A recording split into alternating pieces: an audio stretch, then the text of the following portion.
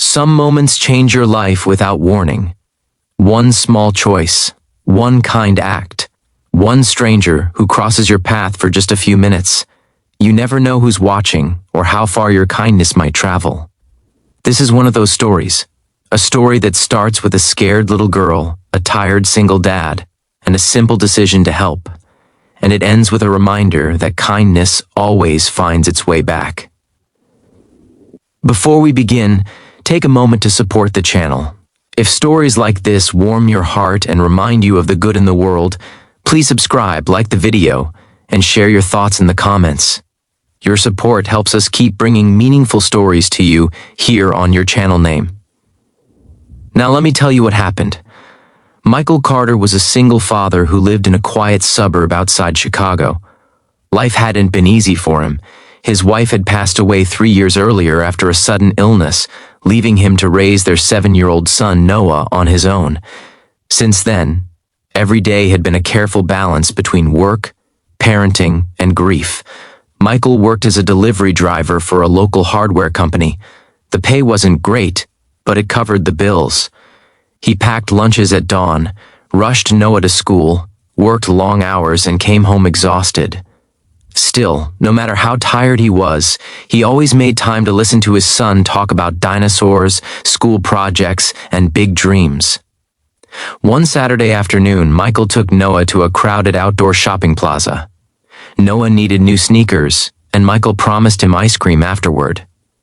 The plaza buzzed with people, music, and the noise of weekend shoppers enjoying their day. As Michael waited in line at the ice cream stand, he noticed a little girl standing alone near a bench. She couldn't have been more than 5 years old. Her brown hair was tied into uneven pigtails, and her small hands clutched a pink backpack. Tears rolled silently down her cheeks as she looked around, confused and scared. Michael felt his heart tighten.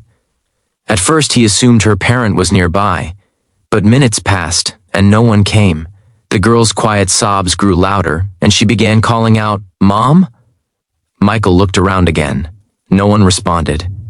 He gently walked over and crouched down to her level. "Hey there," he said softly. "Are you okay?" The girl shook her head. "I can't find my mommy." Michael introduced himself and told her his son's name. He asked her what her mom looked like and where she last saw her. Through sniffles, the girl explained that her mom had been paying for something inside a store, and she had wandered outside to look at the fountain. Michael held back his worry and smiled calmly. "It's okay," he said. "We'll find her together." He took the girl's hand and asked nearby shop employees if they'd seen her mother. He alerted Plaza security, who began making announcements over the loudspeaker. All the while, Michael stayed close, talking gently to keep the girl calm. He told her about Noah, and how he once got lost in a grocery store for 5 whole minutes and thought it was the end of the world. That made her laugh a little. Slowly, the tears stopped. Nearly 30 minutes passed before a woman came running across the plaza, panic written all over her face. Her eyes locked onto the little girl, and she dropped her purse as she rushed forward. "My baby!" she cried, pulling the girl into her arms. The woman was shaking. She thanked Michael again and again, her voice breaking. Michael brushed it off, saying any parent would have done the same. He didn't ask her name. He didn't expect anything in return.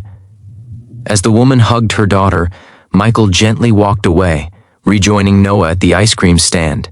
To him, it was just the right thing to do. Later that evening, Michael received an email from his boss asking him to cover a last-minute delivery on Monday morning. The location was a high-rise office downtown. It paid extra, so Michael accepted without hesitation. Extra money always helped.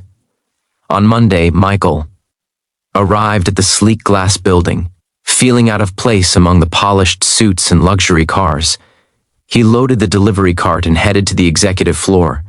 When the elevator doors opened, a familiar voice stopped him. "Wait." Michael turned around. Standing there was the woman from the plaza. She looked different now, confident, composed, dressed in a tailored suit. But he recognized her immediately, and beside her stood the same little girl smiling brightly. "It's him," the girl said excitedly. "Mommy, that's the man who helped me." The woman's eyes filled with emotion. "Michael," she said, reading his name tag, "I was hoping I'd see you again." She introduced herself as Evelyn Ross. Michael's breath caught when he heard the name. Evelyn Ross was a billionaire tech entrepreneur. Her company had revolutionized online education platforms across the country.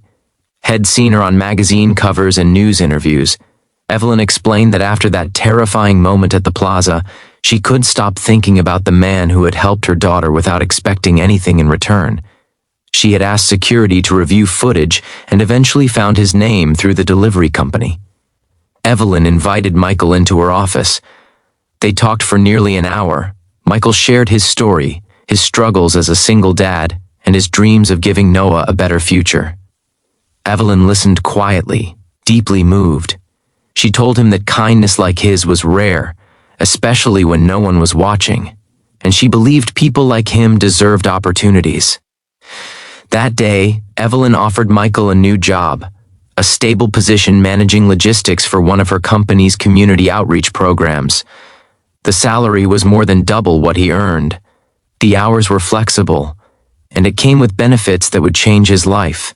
Michael was overwhelmed. He tried to thank her, but words failed him.